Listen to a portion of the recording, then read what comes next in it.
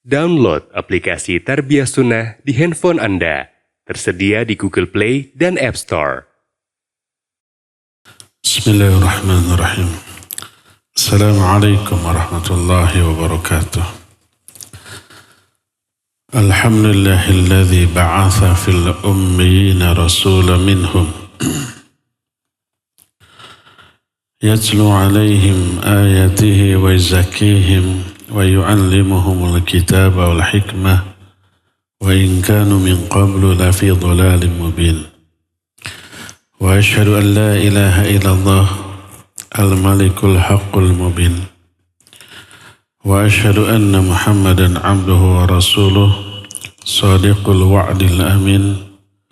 Wassalatu wassalamu ala asyrafil anbiya'i wal mursalin wa ala alihi wa ashabihi ajma'in wa man tabi'ahum bi ihsanin ila yaumiddin wa ba'd. Hadirin jamaah Masjid Agung Al-Ukhwah yang Allah muliakan, juga para pendengar Radio Tarbiyah Sunnah Bandung, pendengar Radio Roja di beberapa kota, juga radio-radio lain yang ikut merilai, para pemirsa Roja TV dan TV-TV lain, serta para netizen di mana saja Anda berada. Kembali kita berjumpa melanjutkan kajian kitab Mukhtasar Ma'arijul Qabul. Kita sudah menjelaskan tentang takdir secara rinci dan beberapa orang atau pihak yang salah faham terhadap takdir, yaitu kalangan Jabriyah dan Qadariyah. Ada lagi kesalahpahaman terhadap takdir menyebabkan orang apatis atau pasif karena meyakini segala sesuatu sudah ditakdirkan, termasuk amal kita, termasuk ke surga atau ke nerakanya setiap manusia. Lalu timbul kesalahpahaman. Akhirnya dia tidak mau beramal. Untuk apa beramal kalau segala sesuatu sudah ditakdirkan? Dia ittikal terhadap keyakinan tentang takdir. Ittikal itu bersandar sudah. Gak perlu berusaha, gak perlu berikhtiar. Ini kesalahpahaman. Makanya berkata muallif, ittafaqat jami'ul kutubis samawiyah was sunan nabawiyah ala anna al-qadar as-sabiq la yamna'ul amal wa la yujibul ittikal bal yujibul jidda wal istihad wal hirsu 'alal amal. Kitab-kitab samawi beserta sunnah-sunnah nabawiyah yang sahihah telah sepakat bahwa adanya takdir yang telah ditetapkan sejak dulu tidak boleh menghalangi atau membuat kita malas beramal. Juga tidak boleh menyebabkan kita ittikal. Ittikal itu bersandar kepada keyakinan tanpa berusaha. Bahkan keyakinan ini mewajibkan kita untuk berusaha, berjuang, bersungguh-sungguh, semangat dalam beramal. Kenapa demikian? Wallahu tabaraka wa ta'ala qaddara al-khaira wa syarra wa asbaba kulli minhuma. Fal akhdhu bil asbab min al-qadaril maktub wa laysa mu'aradatan lahu wa qad tanfa'u bi'idznillah wa 'alal 'abdi tahsiluha. Allah Azza wa Jalla telah mentakdirkan kebaikan dan keburukan beserta sebab-sebab dari keduanya, sehingga melakukan sebab dari takdir yang telah dituliskan tidak bertolak belakang dengan ketetapan takdir tersebut. Contoh begini, Kalau seseorang ditakdirkan oleh Allah punya anak, pasti dia akan ditakdirkan melakukan sebab-sebab yang menyebabkan dia punya anak. Ditakdirkan nikah, ditakdirkan istrinya tidak mandul, sehingga dia punya anak berdasarkan hal itu. Takdir dia punya anak disertai dengan takdir dia nikah, disertai dengan takdir istrinya tidak mandul, dan seterusnya. Bila Allah mentakdirkan seseorang kenyang, pasti Allah akan takdirkan dia makan. Kalau Allah takdirkan dia makan, pasti Allah takdirkan dia memperoleh rizki berupa makanan bagaimanapun caranya. Oleh karena itulah maka setiap takdir tentang sesuatu pasti disertai dengan takdir dari sebab-sebab terjadinya sesuatu tersebut. Sehingga tidak mungkin seseorang mengatakan saya nggak akan nikah. Kalau ditakdirkan punya anak, mah pasti punya anak.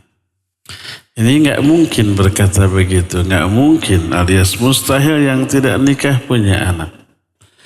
Sama dengan mustahil saya mah nggak akan makan, nggak akan berusaha secara rezeki. Kalau sudah ditakdirkan kenyang, mah pasti kenyang. Ini mustahil. Sebab seseorang ditakdirkan kenyang beserta ditakdirkan dia makan, ditakdirkan dia memperoleh rizki, dan seterusnya begitu. Termasuk umpamanya takdir sakit. Allah mentakdirkan seseorang sakit, pasti juga ditakdirkan beserta penyebabnya. Mungkin karena makan makanan yang mengandung bakteri atau racun, atau karena infeksi, atau karena penyebab yang rasional dan realistis. Karena itulah maka kalau Allah mentakdirkan seseorang sakit, pasti Allah takdirkan juga penyebab dari dia sakit. Mungkin ditakdirkan makan makanan yang basi dan seterusnya, akhirnya sakit. Gak mungkin seseorang menyatakan saya mau makan apa saja, tidak perlu olahraga, mager aja, ngemil terus. Kalau ditakdirkan kurus, mada kurus we tetap. Gak mungkin begitu. Kalau seorang ditakdirkan mager, PW, banyak memil, banyak makan, pasti dia ditakdirkan akan gemuk, akan endut, akan obesitas, dan sangat mungkin berakhir dengan kena diabetes, kena banyak penyakit dan seterusnya. Itu sesuatu yang rasional, realistis, dan sesuai dengan nas-nas syariat. Kalau itu terjadi dalam urusan dunia, itu juga terjadi dalam urusan akhirat. Kalau seseorang ditakdirkan masuk surga, pasti dia akan ditakdirkan menjadi orang soleh ketika di dunia. Tidak mungkin orang itu durhaka, jahat, kafir, musyrik, karena ditakdirkan masuk surga, kekehwe masuk surga. Mustahil. Allah mentakdirkan seseorang masuk surga pasti dengan sebabnya. Apa sebabnya? Yaitu soleh. Allah takdirkan dia untuk menjadi orang soleh ketika di dunia. Dan kalau Allah mentakdirkan dia menjadi orang soleh, pasti Allah takdirkan dia berilmu dan beramal dengan ilmunya. Allah kasih hidayah ilmu, Allah kasih hidayah taufik. Dan kalau Allah takdirkan dia memperoleh hidayah baik ilmu ataupun taufik, pasti Allah takdirkan dia dimudahkan jalan-jalan menuju ilmu. Diberi semangat untuk hadir dalam majelis ilmu, diberi kemampuan finansial, kesehatan, dan seterusnya yang menyebabkan dia selalu mencari ilmu semaksimal yang dia bisa. Dengan begitu teraihlah ilmu, terfahamilah ilmu, teramalkanlah ilmu. Jadilah dia orang yang soleh. Mati dalam keadaan demikian ditakdirkan ke surga. Maka mustahil seseorang yang ditakdirkan masuk surga tapi di dunianya durhaka, mustahil. Sebagaimana kalau seseorang ditakdirkan masuk neraka, pasti Allah takdirkan dia di dunianya durhaka. Kalau orang itu ditakdirkan durhaka, pasti dia itu dihalang-halangi untuk faham tentang agama. Diberi kesibukan dunia agar dia itu tidak sempat untuk belajar, untuk ngaji, untuk baca Quran, untuk sholat pun keteteran dan seterusnya. Itulah ketetapan takdir Allah tentang urusan dunia yang mencapai nasib dia di akhirat nanti. Jadi Allah tidaklah mentakdirkan sesuatu kecuali juga mentakdirkan sebab-sebabnya. Yang jadi masalah, diri kita tidak tahu tentang takdir kita.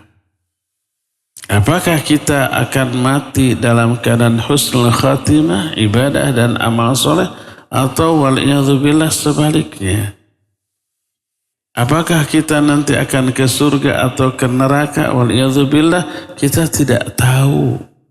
Besok apa yang kita akan alami, yang kita akan kerjakan pun kita tidak tahu. Perkara takdir, perkara yang akan datang, itu perkara gaib.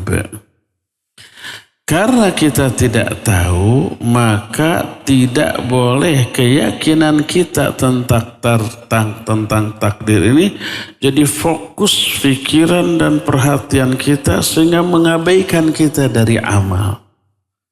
Sehingga kita tidak beramal. Yang harus kita lakukan, mana perintah Allah kita laksanakan, mana larangan Allah kita jauhi, pelajari semua syariat Allah, fahami secara benar, amalkan. Maka kalau kita demikian, berarti kita sudah melakukan sebab-sebab yang menyebabkan kita ditakdirkan meraih kebaikan. Karena itulah berkata Rasul sallallahu alaihi wasallam, ihris ala yanfauka wasta'in billah wa la ta'jiz. Bersungguh-sungguhlah engkau melakukan apa yang bermanfaat bagimu dan mintalah pertolongan kepada Allah dalam hal itu dan jangan lemah, jangan malas. Ini perintah Rasul sallallahu alaihi wasallam, bersungguh-sungguh meraih kebaikan, berusaha dan berikhtiar dan minta pertolongan kepada Allah, minta hidayah, minta dimudahkan, minta kekuatan, sebab semua dari Allah azza wajalla. La haula wala quwwata illa billah. Alhamdulillahilladzi hadana li hadza wa ma kunna linahtadiya. Ini semuanya di tangan Allah. Tidak ada kekuatan, upaya dan daya kecuali dari Allah. Segala puji Allah yang telah memberikan petunjuk kepada kami ke jalan yang benar ini. Dan seandainya Allah tidak memberi petunjuk, kami tidak akan memperoleh petunjuk tersebut. Dan seterusnya. Berusaha sungguh-sungguh, minta pertolongan kepada Allah dan jangan malas. Ya. Makanya ketika berkata Rasul sallallahu alaihi wasallam, innallaha khalaqal jannata wa khalaqa laha ahlaha wa qala wala ubali. Wa khalaqan nar wa khalaqa laha ahlaha wa qala wala ubali. Sesungguhnya Allah telah menciptakan surga dan telah menetapkan calon-calon penghuninya dan aku tidak peduli. Kata Allah, setelah itu aku tidak peduli. Aku ciptakan neraka dan aku telah ciptakan juga calon-calon penghuninya. Lalu Allah berkata, aku tidak peduli. Kata seorang sahabat, ya Rasulullah, alla nattakila. Wahai Rasulullah, kalau begitu sudah kita bersandar saja kepada ketetapan ini. Enggak, kata Nabi SAW, i'malu fakullun muyassarun lima khuliqalahu. Enggak boleh apatis, enggak boleh pesimis, enggak boleh pasif. Beramalah kalian karena sesungguhnya setiap kalian akan dimudahkan kepada takdirnya masing-masing.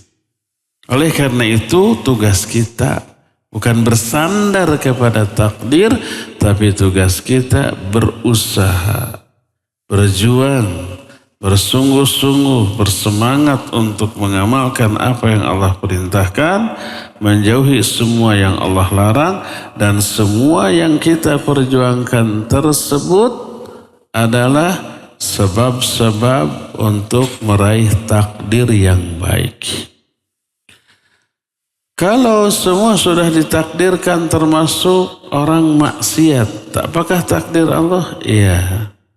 Termasuk orang masuk neraka, apakah takdir Allah? Iya.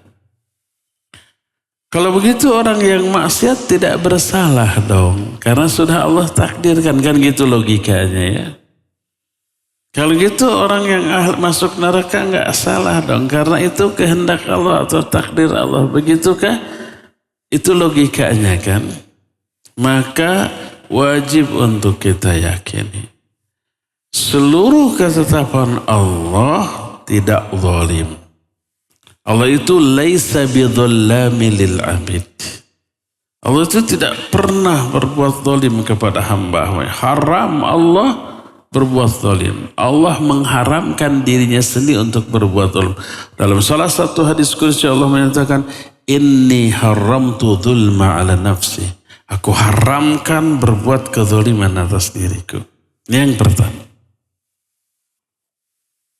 Dengan kata lain, seluruh ketetapan Allah adil. Bisa dipertanggungjawabkan. Sering saya bilang, sebagai contoh, kalau manusia saja, ini baru manusia loh. Ini disebut qiyas aula, bukan qiyas tashbih. Bukan menyerupakan antar sikap Allah dengan sikap manusia. Itu kalau menyerupakan namanya qiyas tashbih. Ini qiyas aula. Qiyas aula itu kalau orang aja begini, apalagi Allah gitu. Kalau manusia saja bisa memantau setiap orang melalui satelit ya, sehingga yang ngumpet di setengah hutan juga bisa ketahuan, itu manusia. Apalagi Allah, itu tidak menyamakan ya. Namanya qiyas aula. Kalau manusia bisa begitu, apalagi Allah. Ini juga begitu. Kalau manusia yang memiliki wewenang terhadap orang lain, katakanlah guru kepada murid, bos kepada bawahan, orang tua kepada anak, guru kepada murid memberi nilai, meluluskan atau tidak, naik kelas atau tidak, ya? Apakah itu berdasarkan kezaliman sang guru semau gue? Ini diluluskan karena dia nggak suka. Itu dinaikkan karena memang dia suka. Berdasarkan sikap like or dislike. Apakah begitu? Enggak. Guru membeli nilai ini 8, ini 7, ini 10, ada yang nilainya 4. Apakah itu berdasarkan kehendak semau gue sang guru? Enggak. Pasti ada alasan. Oh, ini dikasih 10 karena ulangannya benar semua. Ini dikasih nilai 4 karena dari 10 soal yang benar cuma 4, salahnya 6. Ini dikasih 7 sebab salahnya 3. Di akhir tahun ini naik kelas, itu tidak. Berdasarkan apa? Pasti ada alasan yang bisa dipertanggungjawabkan. Kalau ada anak tidak naik kelas, datang orang tuanya bawa pengacara. Kenapa anak saya tidak naik kelas? Saya lapor polisi loh. Kan ada yang sekarang begitunya. Guru siapa yang mempertanggungjawabkan? Anak bapak nggak naik kelas nih, Pak, lihat nilai ulangannya. Nih lihat setiap dikasih tugas nggak ngerjain. Nih catatannya ada. Filenya masih terjaga, terpelihara. Nah, itu punya data, punya bukti yang siap dipertanggungjawabkan, dibawa ke pengadilan. Oke, gitu kan.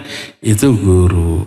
Kepada murid-muridnya, sikapnya, perilakunya, perlakuannya kepada murid berbeda. Tergantung apa? Tergantung prestasi dari si murid. Memberi nilainya beda, naik atau tidaknya juga berbeda. Ada yang dikasih hadiah, ada yang dihukum, disetrap, dan seterusnya. Seluruhnya itu berdasarkan apa yang dilakukan oleh murid-muridnya. Dan siap dia mempertanggungjawabkan. Itu baru guru loh. Apalagi Allah Azza wa Jalla, tidaklah Allah menyesatkan seseorang kecuali pasti punya alasan. Tidaklah Allah memberikan hidayah kepada seorang kecuali pasti ada hujjah yang siap dipertanggungjawabkan. Demikian juga bos kepada karyawannya, kepada anak buahnya. Ada yang dikasih promosi, naik jabatan, gajinya ditingkatkan, dikasih fasilitas, ada yang tetap, ada yang dikurangi, ada yang di SP, ada yang dipecat. Apakah bos menetapkan seluruh tindakan kepada anak buahnya itu zalim? Tidak, dia punya data, dia punya alasan, dia punya hujah yang siap dipertanggungjawabkan. Adilkah itu? Iya adil. Yang itu dipromosikan, yang ini di SP. Adil enggak? Adil, karena alasannya siap dipertanggungjawabkan. Itu baru orang. Apalagi Allah Azza wa Jalla. Ya. Berdasarkan hal itu maka banyak ayat-ayat Allah Subhanahu wa Ta'ala yang menerangkan beberapa alasan kenapa Allah Azza wa Jalla menyesatkan seseorang dan memberi hidayah kepada orang lain. Allah Azza wa Jalla jelaskan itu di dalam banyak Al-Quranul Karim. Sebagai contoh, umpamanya, innallaha la yahdil qaumal fasiqin. Allah tidak akan beri hidayah kepada orang yang fasik. Kenapa dia itu kalau sholat sering bolong-bolong, sering ditinggal atau telat, nggak diberi hidayah oleh Allah. Kenapa Allah nggak memberi hidayah kepada dia? Mungkin dia pernah berbuat fasik sebelumnya. Kenapa Allah cabut hidayah dari seseorang? Terus Allah campakkan keinginan untuk berbuat buruk kepada orang itu, lalu orang itu berbuat buruk, berbuat dosa dan maksiat. Kenapa? Allah tidak zalim, pasti ada alasan. Sebagaimana salah satu hadis yang sahih, riwayat Imam Bukhari dan Imam Muslim, berkata Rasul sallallahu alaihi wasallam, "Iyyakum wal kadhiba, fa innal kadhiba yahdi ilal fujur." Jauhi oleh kalian dusta.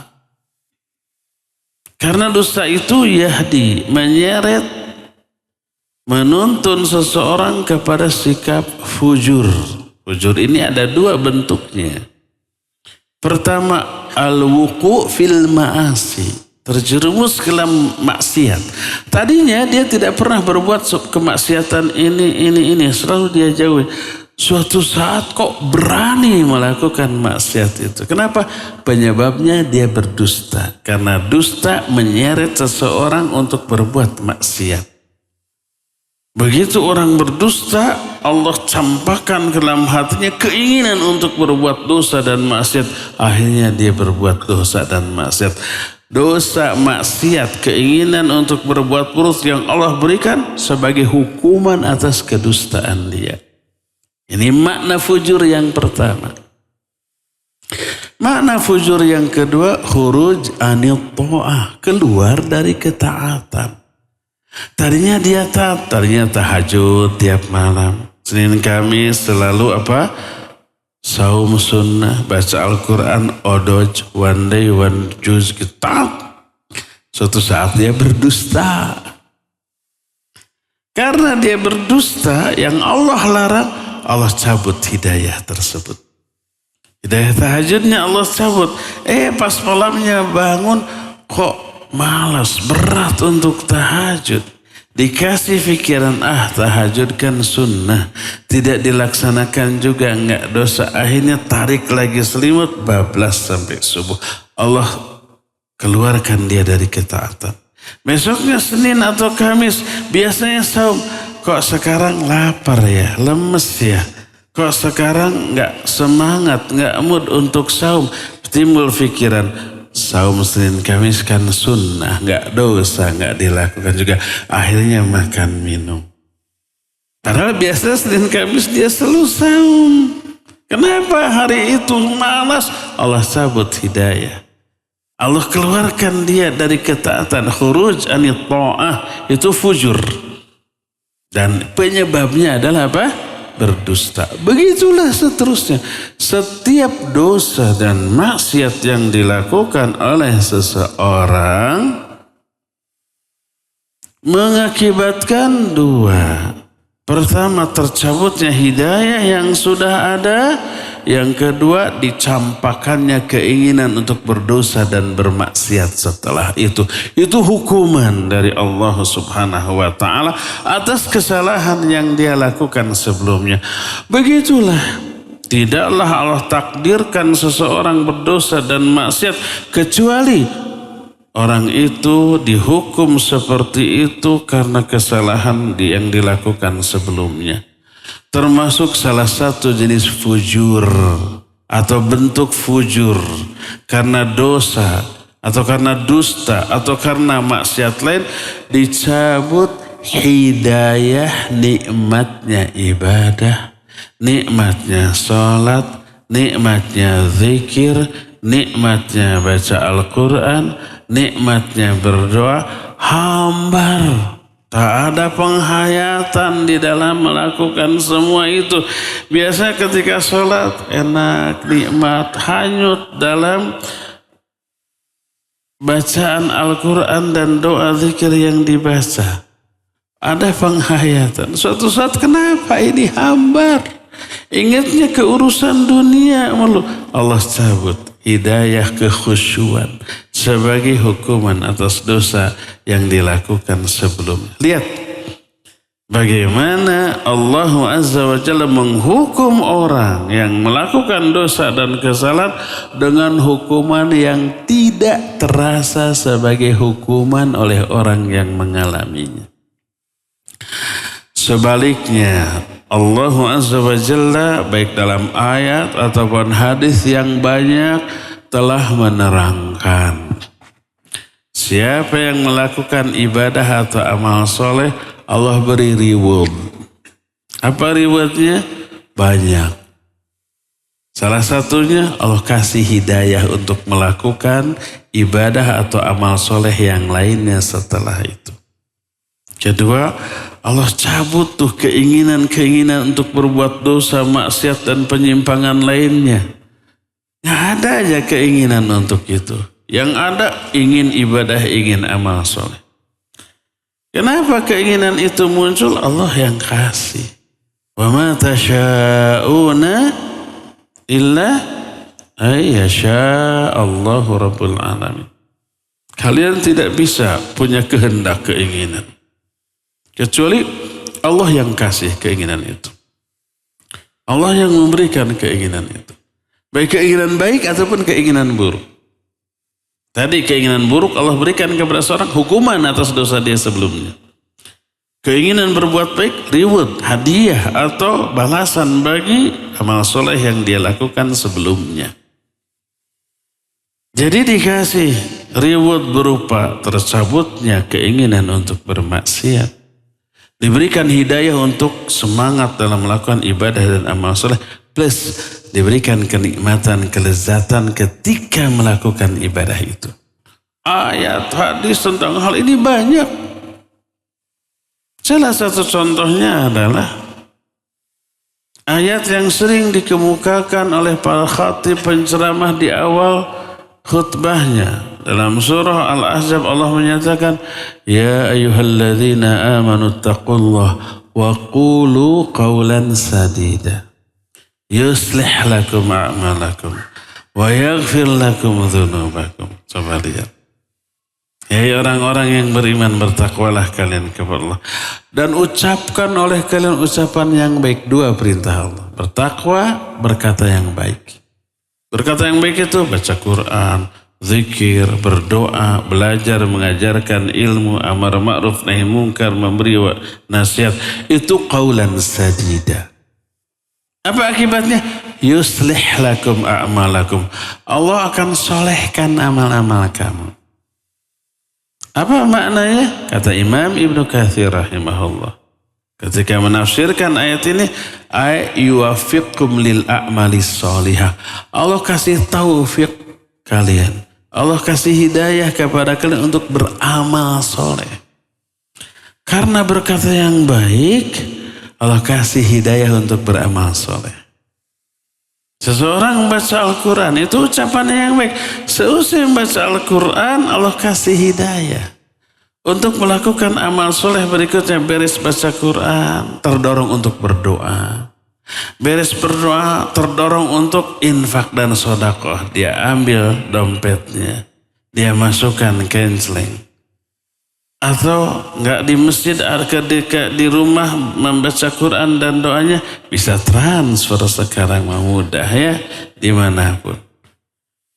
Begitulah cara Allah memberi balasan kontan kepada orang yang beramal di dunia sebelum balasan yang tertunda di akhirat nanti. Lihat hubungan sebab akibat baik dalam urusan dunia atau dalam urusan agama, itu sesuatu yang semuanya ditakdirkan oleh Allah Subhanahu wa ta'ala. Maka fokuslah kita beramal, laksanakan semua perintah Allah, jauhi semua larangannya. Maka kalau kita demikian, berarti Allah takdirkan kita meraih kebaikan, dan nanti Allah akan takdirkan kita memperoleh kebaikan-kebaikan yang lainnya setelah itu. Begitulah sampai akhir hayat, sampai di akhirat.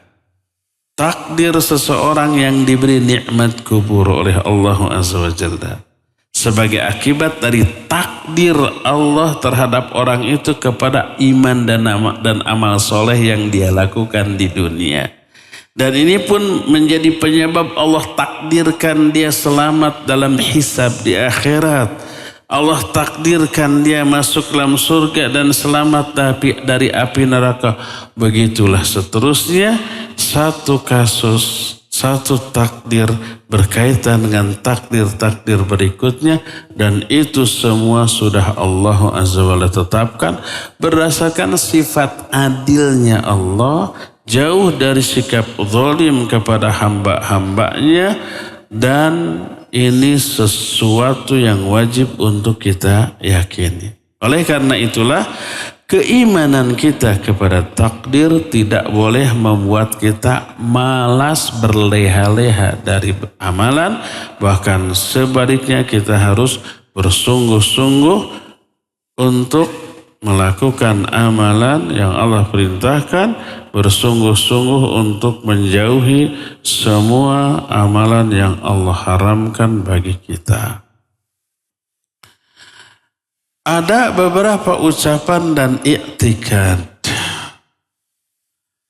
yang dimiliki oleh manusia, kadang oleh sebagian muslim, yang bertolak belakang dengan keimanannya kepada takdir. Ini yang harus kita hindari, kita jauhi ya.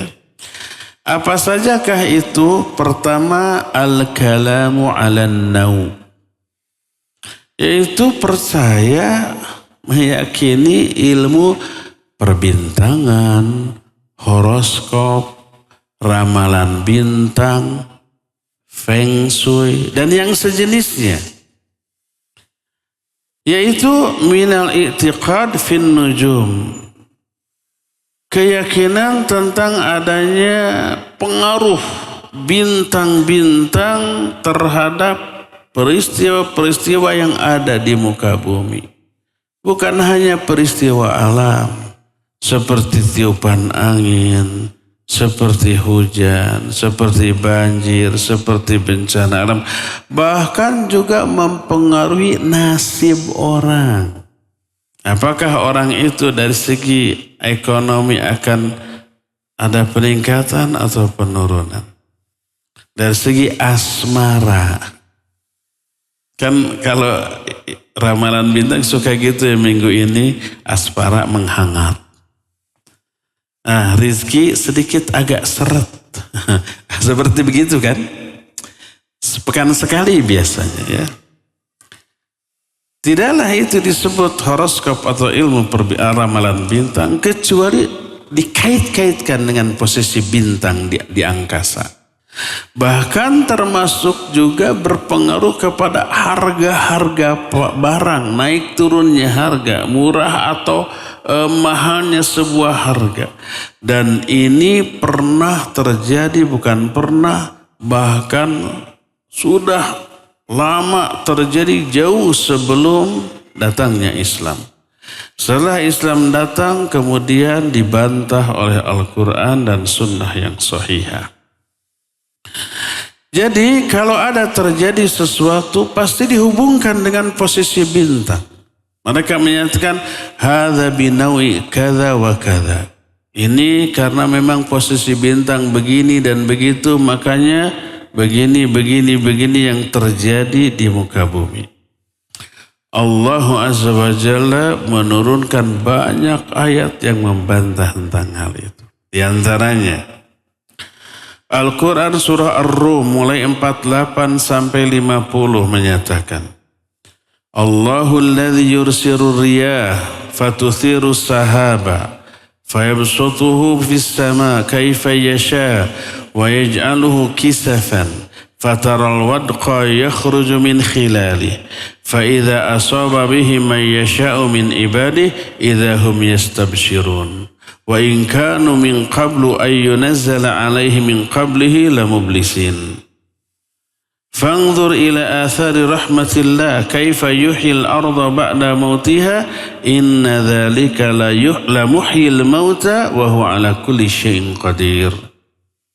Kata Allah, Allah lah yang mengutus angin, bukan karena bintang. Lalu angin itu menggiring awan. Lalu Allah bentangkan awan itu di langit sekehendak Allah. Lalu jadilah gumpalan-gumpalan. Awan itu menggumpal di atas. Engkau lihat air keluar dari sela-sela awan tersebut. Apabila air tersebut menimpa hamba-hamba Allah yang Allah kehendaki, tiba-tiba mereka gembira. Gembira dengan apa? Dengan turunnya hujan. Walaupun sebelumnya mereka sebelum diturunkannya hujan itu putus asa.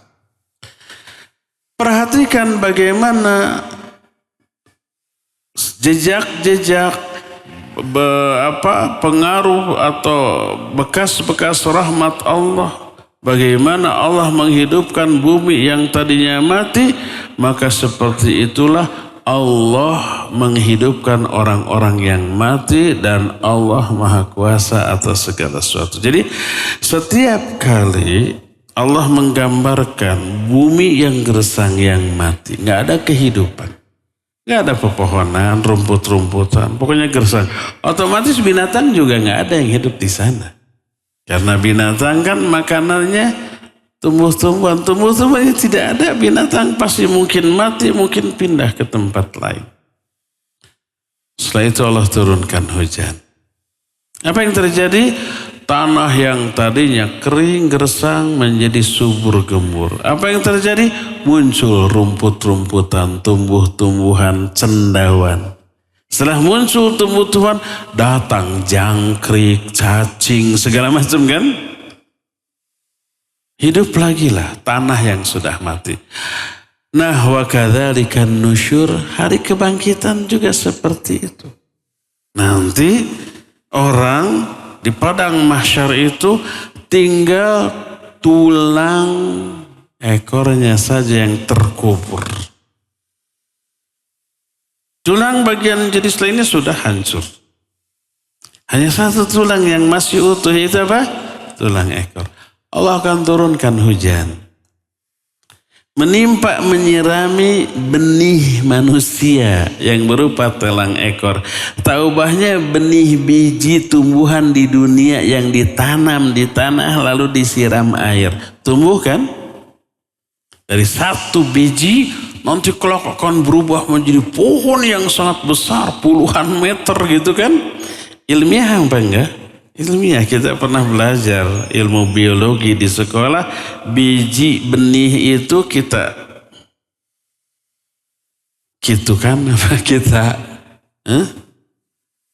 bedah, diteliti, oh ini mengandung ini. Ada bakal batang, ada bakal dahan, ada bakal ranting, ada bakal daun, bunga, buah, kan gitu ya. Itu ilmiah. Satu tulang ekor itu menyimpan bahan calon seluruh anggota badan kita. Begitu disirami air hujan, maka dari satu tulang ekor itu tumbuh berkembang menjadi tubuh manusia yang utuh. Tangannya muncul, ada kakinya, ada semua bagian dalamnya atau luarnya. Tapi masih mati. Setelah mati ditiup lagi sangkakala. Satu riwayat menyatakan di sangkakala itulah ruh seluruh manusia tersimpan. Begitu ditiupkan keluar lagi, maka masing-masing ruh ini masuk ke badan yang menjadi pasangannya. Dia nggak akan salah. Ruh saya nanti nggak akan masuk ke badan yang lain. Demikian juga begitu. Hidup lagi lah setelah itu. Seperti itulah yang sering dijelaskan di dalam Al-Quranul Karim. Ya. Nah, dari ayat tadi kita lihat bagaimana proses turunnya hujan. Allah meniupkan angin. Angin itu membawa awan. Awan itu dibentangkan di langit. Jadi gumpalan-gumpalan. Lalu turunlah hujan. Maka bumi yang sudah mati menjadi apa? Menjadi subur lagi, hidup lagi. Allah yang ngatur, bukan karena bintang. Dalam surah Al-Waqiah mulai 75 sampai 82 Allah menyatakan fala uqsimu bimawaqi'in nujum wa innahu laqasamun law ta'lamuna 'azim innahu laqur'anun karim sampai ayat wa taj'aluna rizqakum annakum tukadzibun. Kata Allah, aku bersumpah demi garis edar bintang-bintang. Apa garis edar bintang itu namanya? Istilahnya rotasi, bukan? Gitulah pokoknya. Demi garis bintang, bintang-bintang. Innahu laqasamun law ta'lamuna azim. Sungguh ini sumpah yang agung kalau kalian tahu. Terus sampai pada ayat yang ke-82 wa taj'aluna rizqakum annakum tukadzibun. Kalian menjadikan rizki yang Allah berikan kepada kalian, tapi kalian mendustakan Allah. Ini berkaitan dengan hujan. Sehingga diterangkan dalam hadis Sahih Bukhari dan Sahih Muslim, diterima dari Zaid bin Khalid al-Juhani, dia berkata, sallalana Rasul sallallahu alaihi wasallam salat as-subuh bil Hudaybiyah ala ithri sama'in kanat minal lail. Falamman sarafa aqbala 'alan nas. Suatu saat Nabi SAW sholat bersama kita, sholat subuh di Hudaybiyah, di sebuah tanah yang basah karena bekas hujan tadi malam. Selesai sholat, beliau menghadapkan wajahnya kepada manusia lalu berkata, Atadruna madza qala rabbukum? Kalian tahu nggak apa yang dikatakan oleh Rabb kalian, oleh Allah? Para sahabat menjawab, Allahu wa rasuluhu a'lam. Allah dan Rasulnya yang lebih tahu. Lalu kata Rasul SAW, Allah berfirman, asbaha min ibadi mu'minun bi wa kafirun bi. Pada subuh ini ada hambaku yang mukmin kepadaku, ada juga yang kafir kepadaku. Wa amma man qala mutirna bi fadlillahi wa rahmati fadzalika mu'minun bi wa kafir bil kaukib. Wa amma man qala mutirna bi nau kadza wa kadza fadzalika kafirun bi mu'minun bil kaukib. Kata Nabi SAW, adapun orang yang berkata, kan tadi malam hujan kan, sudah reda sekarang pada waktu salat subuh. Adapun orang yang berkata, kami baru saja diberi hujan karena karunia dan rahmat Allah.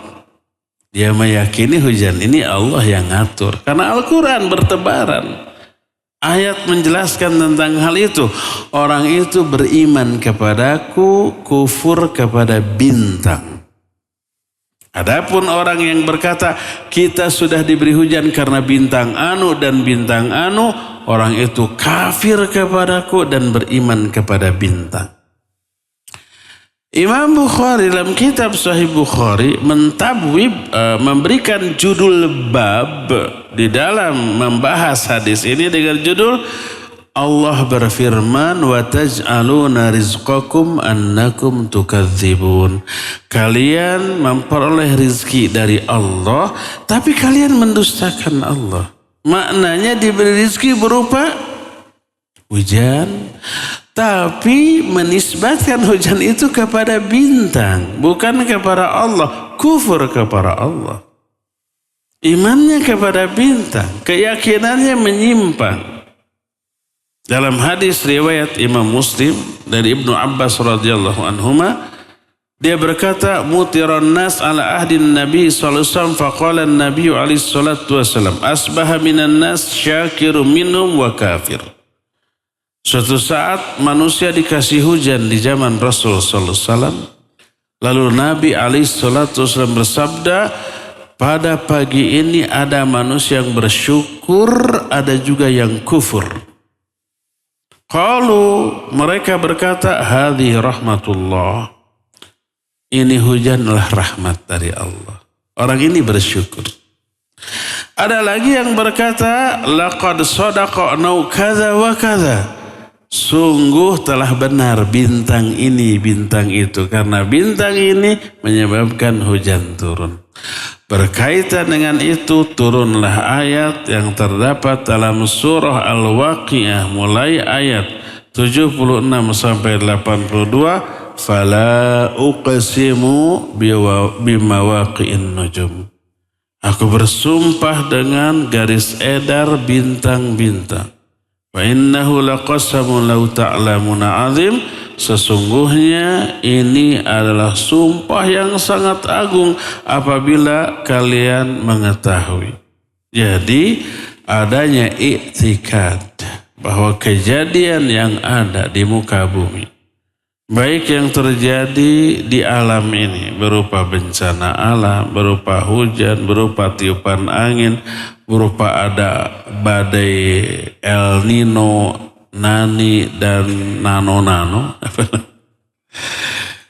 Itu disebabkan karena bintang, termasuk nasib yang dialami oleh manusia, termasuk harga-harga barang. Bisa mahal, bisa murah, bisa naik, bisa turun. Lalu dinisbatkan kepada bintang, orang itu iman kepada bintang, kufur kepada Allah Azza wa Jalla. Ya, semua yang terjadi, baik yang terjadi di alam ataupun nasib manusia, termasuk harga-harga barang, itu semua takdir Allah. Allah berfirman dalam surah Al-Hadid 22 dan 23, ma asaba min musibatin fil ardi wala fi anfusikum illa fi kitabim min qabli an nabra'aha. Dzalika 'ala Allah yasir. Likai la ta'sau 'ala ma fatu wa la tafrahu 'ala ma atakum. Likai la ta'sau 'ala ma fatakum wa la tafrahu bima atakum. Wallahu la yuhibbu kulla mukhtalin fakhur. Kata Allah, tidak ada kejadian yang terjadi di muka bumi. Ini kejadian-kejadian alam. Atau peristiwa yang menimpa diri-diri kalian. Ini nasib-nasib manusia. Kecuali semua itu sudah tercatat dalam satu kitab di Lauhul Mahfuz. Sebelum kami menciptakan alam jagat raya. Langit dan buminya belum ada. 50.000 tahun sebelum diciptakan langit dan bumi. Takdir yang teralami, yang terjadi di muka bumi, yang menimpa diri manusia. Itu sudah dicatatkan di Lauhul Mahfuz. Wa dzalika 'ala Allahi yasir. Dan itu sangat mudah bagi Allah. Untuk apa Allah jelaskannya? Likai la ta'sau 'ala ma fatakum wa la tafrahu bima atakum. Agar kalian tidak putus asa terhadap apa yang hilang, yang luput, yang lepas dari diri kalian. Ya perlu putus asa, itu sudah ditakdirkan, pasti itu terjadi. Kullu ma sya'akana wa ma lam yasha' lam yakun. Apa yang Allah takdirkan pasti terjadi. Yang tidak Allah takdirkan tidak mungkin terjadi. Kalau itu terjadi menimpa kita, kehilangan sesuatu yang berharga, mungkin uang atau harta yang lain atau orang terdekat yang kita cintai meninggal atau hilang, itu takdir Allah. Nggak perlu putus asa. Wala tafrahu bima atakum, dan kalian agar kalian tidak bangga, tidak sombong terhadap apa yang Allah berikan kepada kalian. Kekayaan, uang, kekuasaan, pangkat, jabatan. Jangan sombong, itu Allah yang kasih. Allah yang takdirkan untuk kalian gitu. Wallahu la yuhibbu kulla mukhtalin fakhur. Allah tidak suka, alias benci kepada orang yang sombong lagi membanggakan diri dengan apa yang Allah berikan kepadanya. Dia merasa apa yang dia raih itu prestasi dirinya. Enggak, itu pemberian Allah, takdir Allah atas dirinya. Tapi kan saya yang berusaha begini. Iya, siapa yang memudahkan? Tapi kan ini skill saya. Siapa yang ngasih skill itu kepada kamu? Dan tidaklah Allah mentakdirkan seseorang untuk meraih keuntungan kecuali Allah takdirkan sebab-sebabnya. Allah takdirkan dia faham ilmu tentang bisnis. Allah takdirkan dia dikasih modal untuk bisnis. Allah takdirkan dia dipertemukan dengan relasi yang sangat menguntungkan. Allah mudah-mudahkan jalannya, akhirnya sukses. Itu Allah yang atur, Allah yang takdirkan.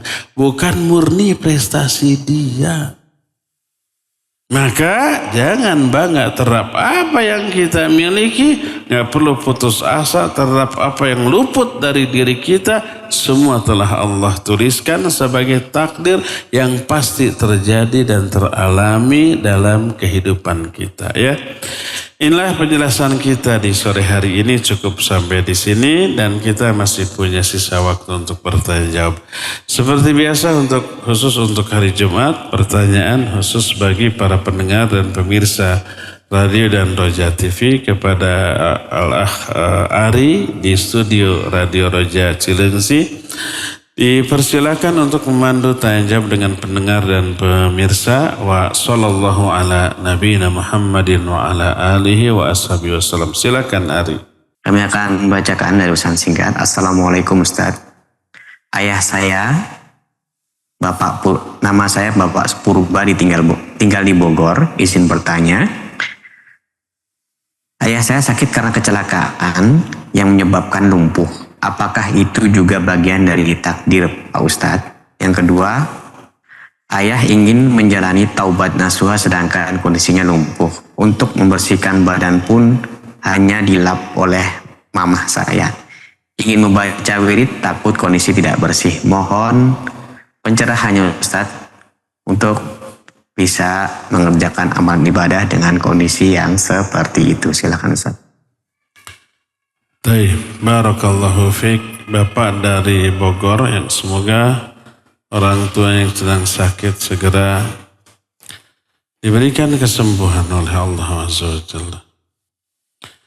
Saya dengar juga ini musimnya orang-orang sakit ya.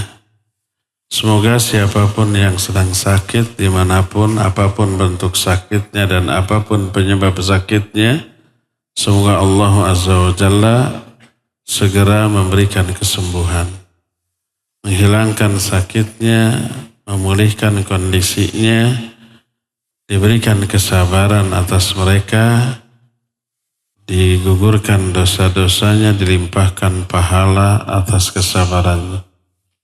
Allahumma rabban nas, adhibil ba'sa ishfi anta syafi la shifa illa shifa'uk, shifaan la yugadiru saqama. As'alullahal azim rabbal arsyil azim ayyashfiyahum. Dimanapun,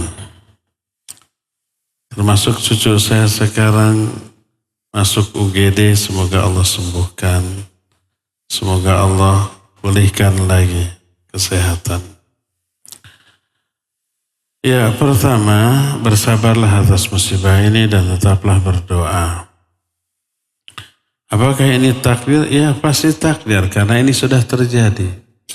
Kalau bukan takdir tidak mungkin terjadi. Kullu ma syaa kana wa man lam yasha' lam yakun.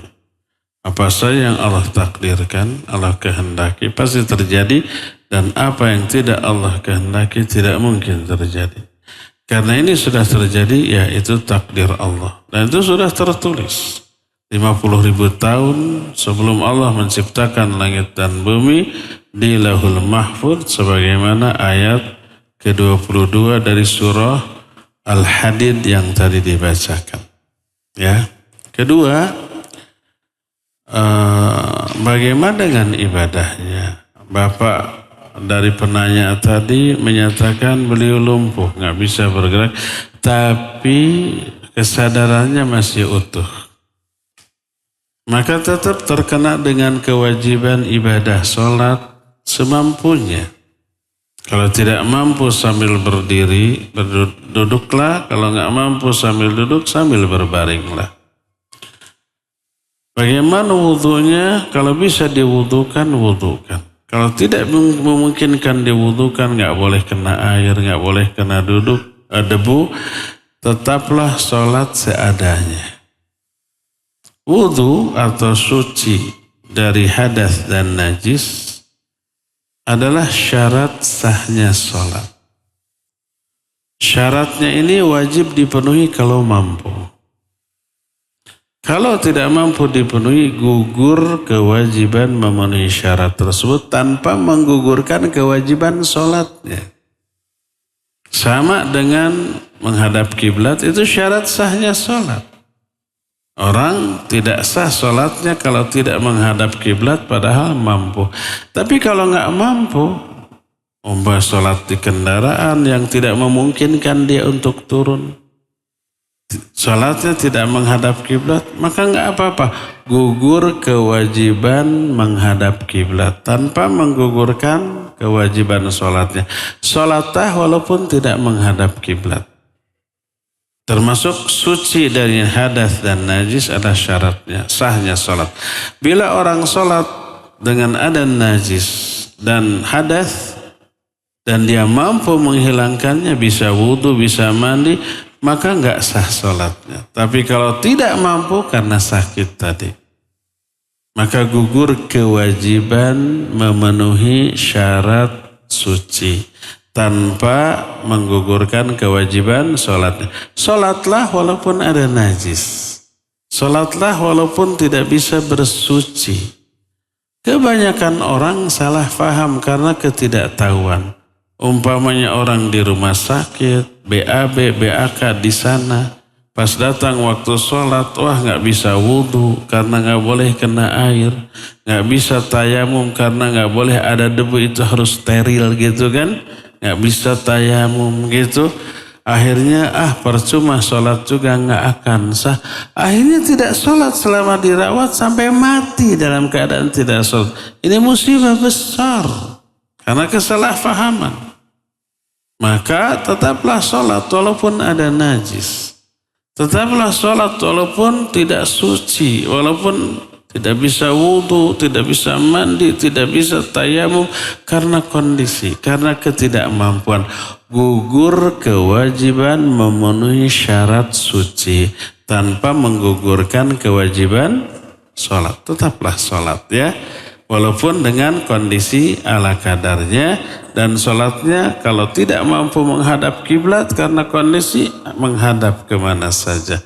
Kalau tidak mampu berdiri, duduk. Kalau nggak mampu duduk, maka silakan sambil berbaring, sambil dalam kondisi yang dia mampu lakukan ya. Demikian wallahu a'lam bishawab. Silakan lagi Ari. Ustaz, barakallahu fikum, jazakallahu khairan atas jawabannya. Selanjutnya kami akan bacakan kembali dari pesan singkat. Assalamualaikum warahmatullahi wabarakatuh Ustaz. Waalaikumsalam warahmatullahi. Izin bertanya Ustaz. Sejauh manakah seorang muslim dikatakan dia bertakwa kepada Allah Ta'ala dengan segala ketentuan yang terjadi kepadanya? Seperti contoh, saya sedang butuh pekerjaan untuk menafkahi keluarga, namun belum ada kesempatan bekerja. Nah, perasaan ini menjadi berat. Apakah ini takdir dari Allah untuk kebaikan saya atau bukan? Mohon pencerahannya Ustaz. Jazakallahu khairan. Baik, barakallahu fiik wa jazakallahu khairan. Apa kriteria ketakwaan? Takwa itu berasal dari kata waqa, yaqin. Maknanya apa? Ja'lul abdi wiqayatan mimma yakhafuhu min adzabillahi wa ghadabihi. Makna takwa berasal dari kata waqa, artinya menjaga atau membentengi. Takwa seorang hamba kepada Allah adalah si hamba itu membuat benteng, membuat perlindungan, penjagaan antara dirinya dengan murka dan azab Allah yang paling dia takuti. Bagaimana caranya? Caranya dengan menjauhi semua yang Allah haramkan. Melakukan apa yang Allah perintahkan. Karena mengabaikan perintah Allah mengundang murka dan azab Allah. Melanggar apa yang Allah larang mengundang murka dan azab Allah yang dia takuti. Maka wujud ketakwaan adalah ketaatan.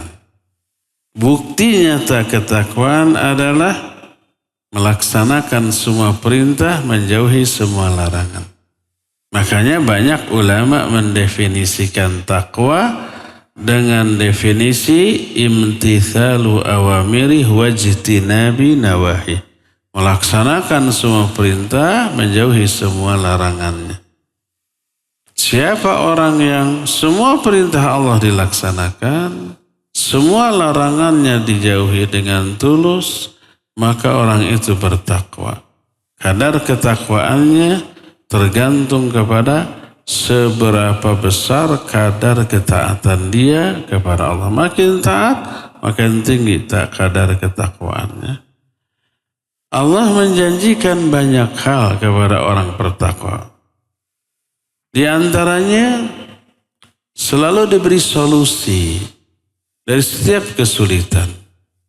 Diberikan rezeki yang tidak disangka-sangka. Allah menyatakan, "Wa may yattaqillah yaj'al lahu makhraja wa yarzuqhu min haitsu la yahtasib." Siapa orang bertakwa kepada Allah, Allah akan berikan jalan keluar dari setiap kesulitan dan Allah akan berikan rezeki yang tidak disangka-sangka.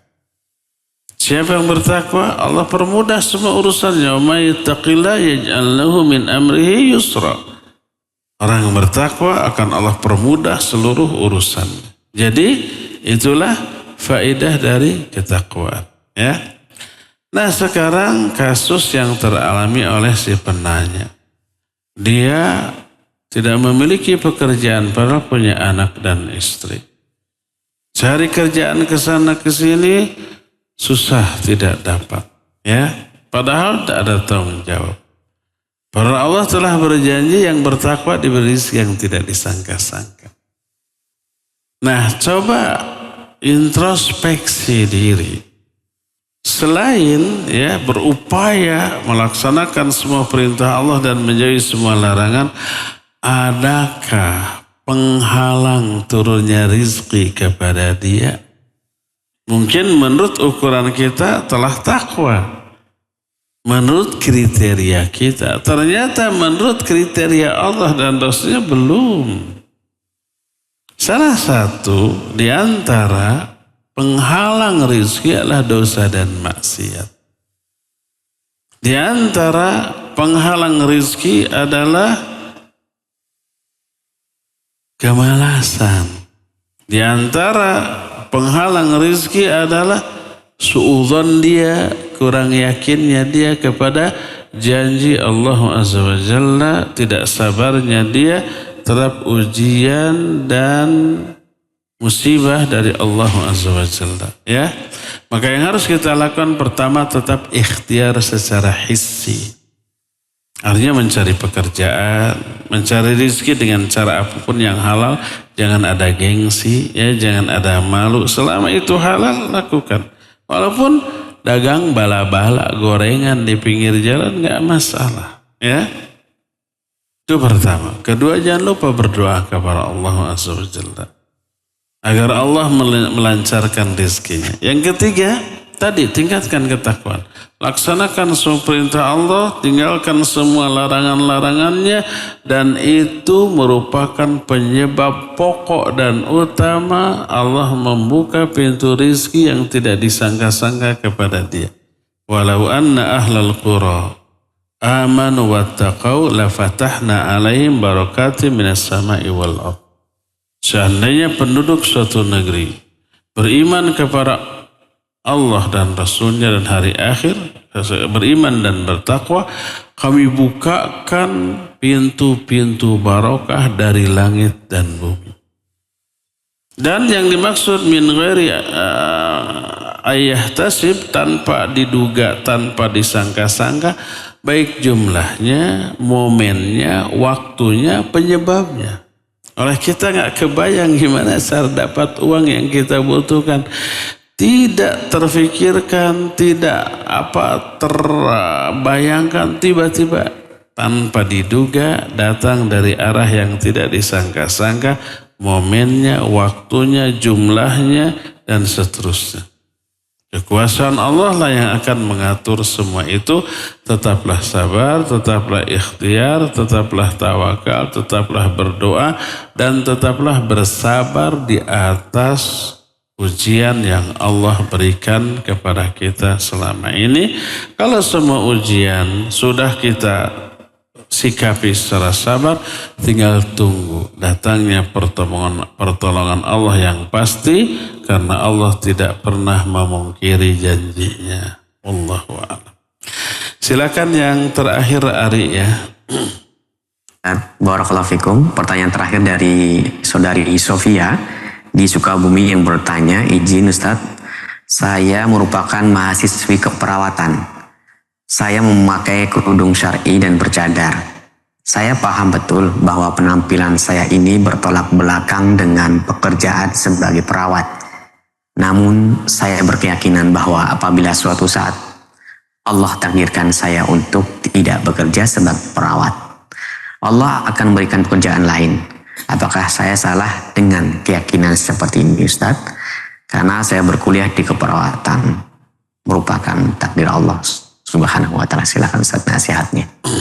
Baik, barakallahu fiik. Ya ukhti yang barusan bertanya, semoga Allah berikan kesabaran, ketabahan dan kemudahannya. Penanya kuliah di jurusan keperawatan. Nanti akan menjadi perawat. Mungkin akan kerja di rumah sakit, di klinik, dan seterusnya. Tapi memakai pakaian syar'i, jilbab dan bercadar. Itu anugerah Allah yang tidak Allah berikan ke sembarang orang. Hidayah, kebaikan yang Allah berikan kepada orang-orang pilihan. Pertahankan itu ya. Adapun urusan dunia, rizki dan seterusnya Allah yang ngatur. Selama kita taat, menjauhi maksiat, jangan khawatirkan rizki kita. Semua rizki manusia sudah Allah tanggung, bahkan binatang. Wa ma min dabatin fil ardi illa 'alallahi rizquha. Tidak ada satupun makhluk yang melata di muka bumi kecuali tanggungan Allah lah rizkinya. Gak pernah kita mendengar orang fakir, miskin yang mati karena kelaparan, enggak. Apalagi orang yang memiliki skill, memiliki kemampuan. Tetaplah bertahan ya. Apalagi dia seorang perempuan yang nanti akan ada yang bertanggung jawab atas nafkahnya. Maka setelah menikah berkhidmatlah kepada suami. Biarkan suami memikul tanggung jawab untuk mencari nafkah, dan itu amalan agung bagi para laki-laki. Ar-rijalu qawwamuna 'alan nisa bima faddalallahu ba'dahum 'ala ba'd wa bima anfaqu min amwalihim. Laki-laki itu pemimpin bagi wanita. Karena Allah telah memberikan kelebihan kepada laki-laki dibanding wanita, dan karena kewajiban memberi nafkah laki-laki kepada wanita. Maka ikhtiar seorang lelaki mencari rizki untuk istri dan anaknya ibadah yang sangat agung. Mengundang banyak pahala, menghapus banyak dosa, meraih ridho dan kasih sayang Allah. Dan setiap sen uang yang diberikan kepada istri dan anaknya itu infak yang lebih besar pahalanya daripada infak di jalan Allah. Infak ke fuqara dan masakin, ke anak-anak yatim. Kata Rasul SAW, dinarun anfaqtahu fi sabilillah wa dinarun anfaqtahu alal masakin. 1 dinar yang kamu infakkan di jalan Allah. 1 dinar yang kamu infakkan kepada fuqara masakin, kepada anak yatim. Wa dinarun anfaqtahu ala ahlik. Dan 1 dinar yang kamu infakkan kepada keluargamu, yang lebih besar pahalanya adalah 1 dinar yang kau berikan kepada keluargamu. Jadi nafkah ke keluarga itu sebesar-besar pahala sedekah yang bisa dilakukan oleh seorang manusia. Biarkan itu menjadi tanggung jawab suami. Ketika suami menyia-nyiakan orang-orang yang ada di bawah tanggung jawabnya, dosa besar. Rasul SAW bersabda dalam hadis sahih riwayat Imam Muslim, kafa bil mar'i ithman idza dhayya'a may ya'ul. Cukuplah seseorang itu dianggap berdosa besar apabila menyia-nyiakan orang-orang yang berada di bawah tanggung jawabnya. Jangan khawatirkan ukhti, tetaplah taat kepada Allah, dan kelak bila sudah bersuami khidmatlah kepada suami, dan kalau umpamanya tetap masih bisa bekerja dengan cara menutup aurat dan ada izin suami, silakan tanpa mengabaikan kewajiban kepada suaminya. Semoga Allah Azza wa Jalla memberikan kemudahan dan ketabahan, kesabaran, keistiqamahan ya. Cukup ya sampai di sini sore hari ini. Semoga sekali lagi semua yang sakit Allah berikan kesembuhan. Semua yang sedang mengalami kesulitan semoga Allah berikan kemudahan dan jalan keluar. Semoga yang sedang sedih, risau, galau, resah, gelisah, Allah cabut keresahan, kesedihannya, dan Allah ganti dengan kesenangan dan kebahagiaan.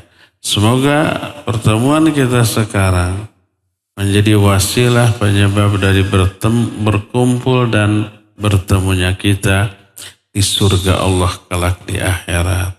Wassallallahu ala nabiyina Muhammadin wa ala alihi wa ashabihi wasallam. Wassalamualaikum warahmatullahi wabarakatuh.